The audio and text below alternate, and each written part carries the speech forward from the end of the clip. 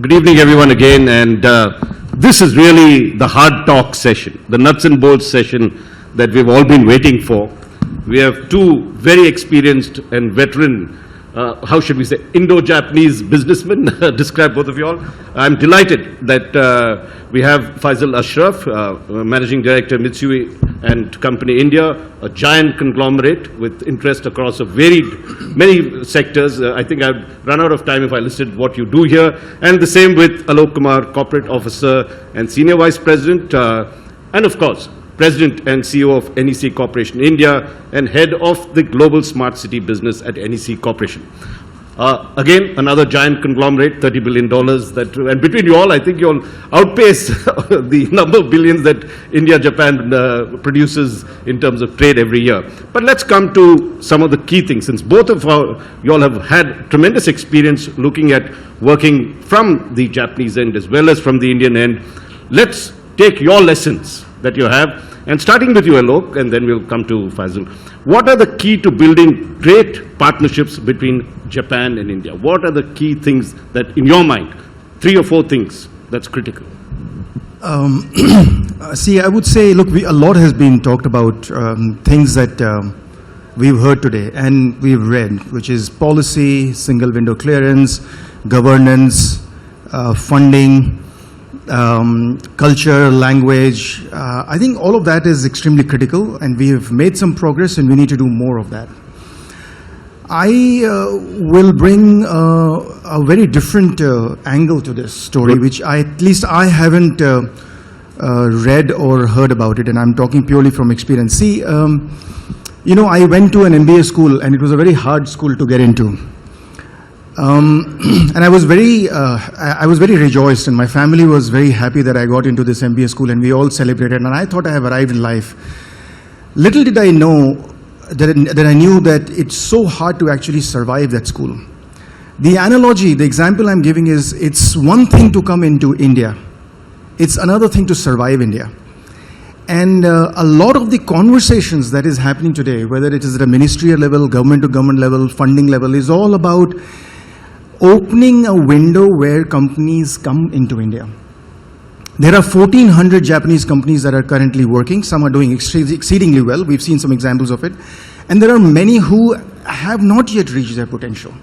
So my point being, at an operational level, there is a lot that goes out in India that is not the most optimal utilization of what we are talking about, harnessing the high-tech experience of Japan, the cultural value system of Japan.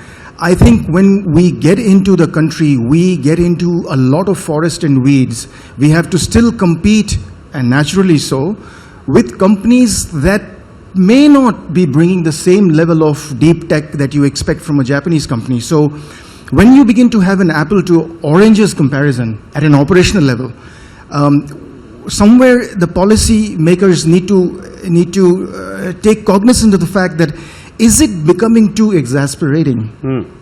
Because otherwise you are not going to get the traction and the momentum that large corporations, and it is not just about Japan, by the way, this is just about how the opportunity, the fertile opportunity that India presents, it needs to present not only at the landing station, it needs to present itself at every avenue and every corner. Then the real attractiveness of the market emerges. Excellent. Would you agree with the statement that the potential has not been realized substantially? The India-Japan potential has not been realized. And you talked of operational hurdles that are there. What would you say we need to do to jump these hoops and get past them? And as Faisal Saab had mentioned, you've got this huge challenge of trying to absorb this investment that is there. What took us 20 years, you have to do it in the next 5 years. What would be the 3 or 4 things you would say that we need to do? See, the first answer to the first question is absolutely no. There's no way we have utilized the potential. And you know, I think this is just a number. I mean, look at the size of where the economy is going to go, and look at the share of foreign direct investment that Japan has. We are just talking about 34 billion. But you make that as a percentage of the overall FDI, it's pennies. So we are nowhere close to what it can be, given the amount of effort that is being made. And the geographic, alignment, the government-to-government alignment, the policy alignment, cultural alignment. There is no better country that has the complementarity of Japan and India, without a doubt. Now, therefore, our aspirations has to be also much higher. So the answer is absolutely no. Now, I think I'll pick up from, to answer the second part of your question, I'll pick up from what Bhargav Sahab was saying, which is that, if you have to make a partnership, the goals have to be very, very aligned. Now, what I say is that you can't, and again, picking up from what Faisal, building on what Faisal was saying, that if I talk from wearing the India hat, you can't expect to get the deep tech and high tech of Japan, which we are all in awe of, but not pay for it. It's not going to work. You can adopt it, but then you should have aspirations to adopt it. You can't say that I want the best technology, but I will not be able to afford it. If you look at the partnership, there are 4 things that is required to be successful. Technology, we all know. Right. There is, skills, economically viable labor force. You need a market. You need to have the opportunity. Where else are you going to sell it? And number 4, you need to have the attractiveness. That market has to be attractive. India can be a very big market, but if you don't make a penny, it's not a market. So if you look at these 4 things, Japan has technology, and the other 3, India scores very well. But are we really synthesizing our policy and our forces around trying to harness these 4 aspects? You had mentioned earlier about this lowest, you're talking of deep tech and high engineering, but low prices and lowest tender, the L1 phenomenon that's there. How does India move out with Japan from this low-end value to being the frontier of engineering and frontier of all that is of value with Japan? I think look, honestly, it's a complex question, because this is not just about me saying what is my wish list. It's also got to do with the policy, it's got to do with the sector choices, etc. But I would only say one thing, that as policymakers, as industry leaders, we all have to constantly think about what are the sectors in which, when we are bringing this technology translation into India, how do we, somebody was making the point, I think it was Mr. Rajiv Kumar, ex-chairman Niti Aayog, who was making the point that you need to provide the ring fence to that industry.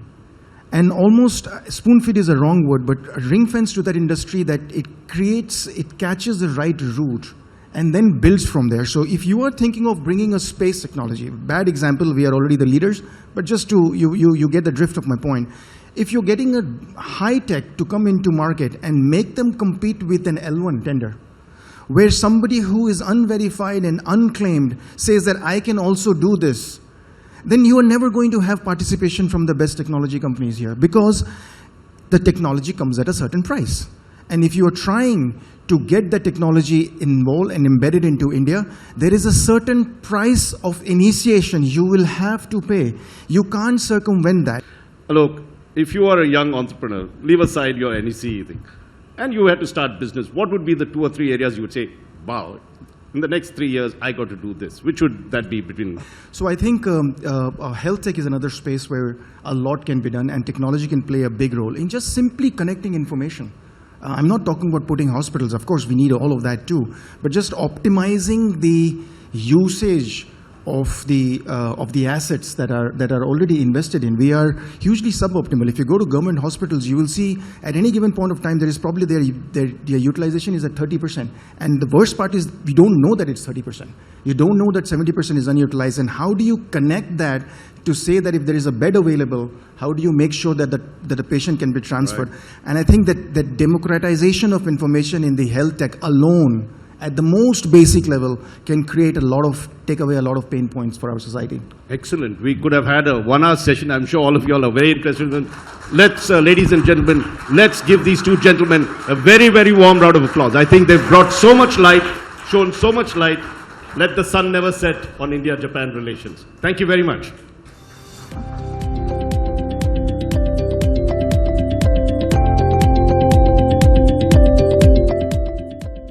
Orchestrating a brighter world. NEC.